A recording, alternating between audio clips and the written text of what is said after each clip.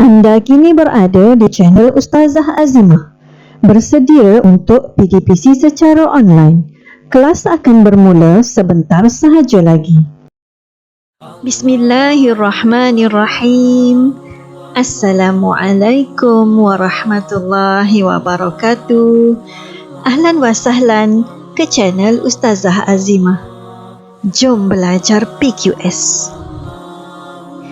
Pelajaran kita pada hari ini ialah PQS, silibus tingkatan 4, bahagian pengajian Al-Quran, ayat kefahaman.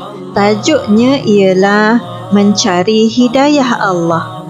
Buku teks muka surat 40 hingga 43.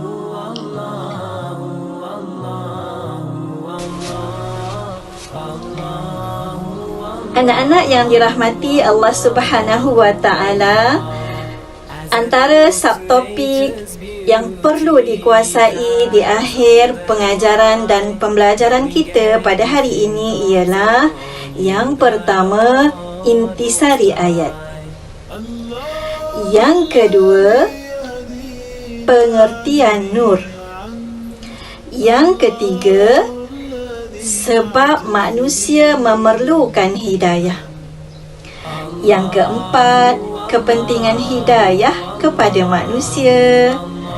Yang kelima, cara-cara untuk mendapatkan hidayah. Dan yang keenam ialah pengajaran ayat.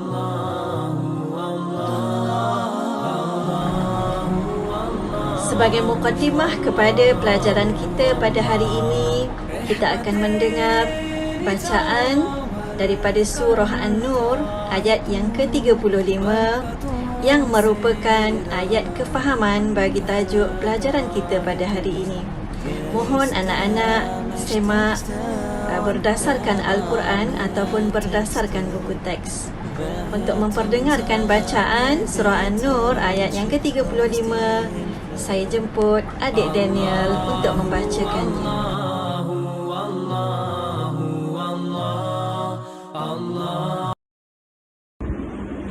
أعوذ بالله السميع العليم من الشيطان الرجيم.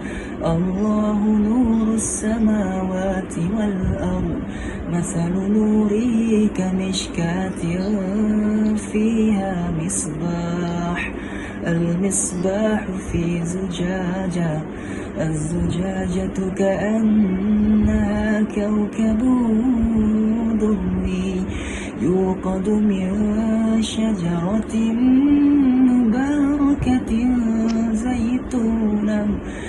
زيتونة لا شرقية ولا غربية يكاد زيتها يضيء ولو لم تمسسه نار نور على نور يهدي الله لنوره من يشاء ويضرب الله الأمثال للناس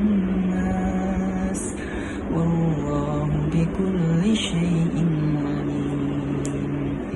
صدق الله العظيم. Terima kasih adik Daniel di atas bacaannya yang sangat bagus. Jom kita teruskan mengembara mencari hidayah Allah pada hari ini dengan kita hayati intisari ayat yang terkandung di dalam surah An-Nur ayat yang ke-35. Intisari yang pertama ialah Allah menjelaskan bahawa Dia adalah merupakan cahaya yang menerangi langit dan bumi. Ini membuktikan tentang kewujudan serta kekuasaannya. Intisari yang kedua pula ialah Allah membuat perbandingan nur dan hidayah yang dikurniakan kepada manusia yang beriman adalah seperti lampu yang berada di dalam bekas kaca. Cahayanya memancar, menerangi sudut penuh gemerlapan. Masya Allah ya. hebatnya orang yang Allah anugerahkan kepadanya hidayah. Ya, Allah sebutkan di dalam Al-Quran bagaimana orang yang Allah beri hidayah kepada mereka diumpamakan seperti cahaya yang boleh menerangi alam. Mudah-mudahan Allah Subhanahu wa Ta'ala golongkan kita di dalam kalangan orang yang Allah sebutkan di dalam surah An-Nur ayat 35. Mari kita perhatikan apakah maksud dan pengertian nur berdasarkan ayat Al-Quran di atas. Menurut pendapat Ibnu Abbas, nur ialah cahaya dan petunjuk hidayah. Allah Subhanahu wa Ta'ala yang bersifat Ar-Rahman, Ar-Rahim telah memberi hidayah kepada seluruh alam sehingga mereka beroleh petunjuk. Maka dengan itu mereka selamat daripada kesesatan. Hakikat nur ini telah difahami dengan sempurna oleh Rasulullah sallallahu alaihi wasallam. Baginda pernah berdoa sebagaimana di dalam sebuah hadis yang berbunyi, An Abdillahi radhiyallahu anhu anin Nabi sallallahu alaihi wasallam annahu kana yaqulu Allahumma inni as'aluka al-huda wat-tuqa wal-'afaf wal-ghina. Rawahu Muslim. Maksudnya daripada Abdullah radhiyallahu anhu daripada Nabi sallallahu alaihi wasallam bahawasanya baginda bersabda, Ya Allah, sesungguhnya aku memohon kepadamu petunjuk, ketakwaan, al-iffah dan kecukupan. Hadis riwayat Muslim. Sebab manusia memerlukan hidayah.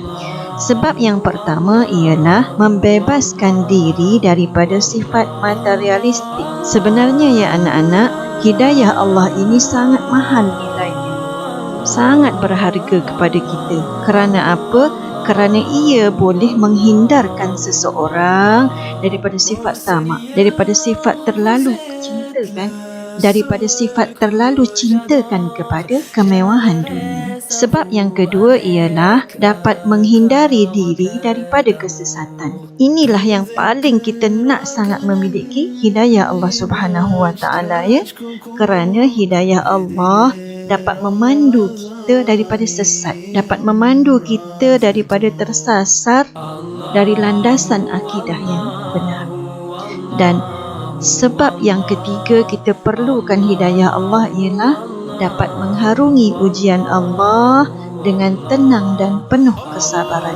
Insan yang Allah beri hidayah padanya, apabila diuji, dia akan dapat mengharungi ujian itu dengan tenang sahaja, ya, tidak melata, tidak marah dan sebagainya. Jadi inilah antara sebab-sebab mengapa kita memerlukan hidayah Allah Subhanahu wa Ta'ala. Kepentingan hidayah Allah kepada manusia. Mari kita lihat apakah kepentingan hidayah Allah kepada manusia. Kepentingan yang pertama ialah memelihara keimanan seseorang agar kehidupan sentiasa di landasan yang benar. Kepentingan yang kedua ialah menyebabkan seseorang menjauhi maksiat. Dengan itu akan melaksanakan segala perintah Allah.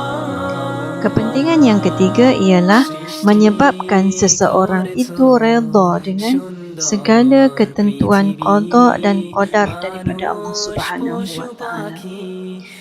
Dan kepentingan yang keempat ialah mendorong komuniti agar lebih istiqamah dalam melaksanakan amar ma'ruf dan nahi mungkar.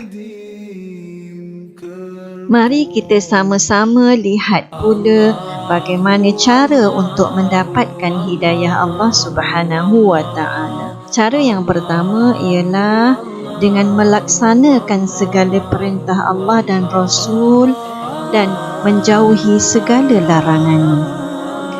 Cara yang kedua ialah dengan mendalami ilmu-ilmu agama seperti ilmu Al-Quran, ilmu hadis dan lain-lain lagi. Dan cara yang ketiga untuk mendapatkan hidayah Allah ialah memerhatikan kejadian alam dan segala penciptaan Allah Subhanahu wa taala. Yang terakhir ialah pengajaran ayat. Antara pengajaran ayat yang boleh kita ambil daripada ayat kefahaman ini ialah yang pertama, kita hendaklah sentiasa berusaha mencari keredaan Allah di dalam kehidupan, kerana Allah sentiasa membuka pintu hidayah kepada hamba-hambanya. Pengajaran yang kedua ialah kita hendaklah sentiasa berdoa untuk mendapat hidayah Allah, kerana Allah merupakan pemberi petunjuk kepada semua makhluk. Dan pengajaran ayat yang ketiga ialah umat Islam hendaklah sentiasa melaksanakan perintah Allah dan menjauhi larangannya supaya mudah menerima hidayah Allah. Setakat ini dahulu Kembara Ilmu bersama Ustazah buat kali ini. Saya doakan mudah-mudahan anak-anak semua dapat memahaminya dengan baik. Kita belajar dan kita beramal ya anak-anak. Sekiranya ada apa-apa persoalan, anak-anak bolehlah tulis di ruangan komen di bawah.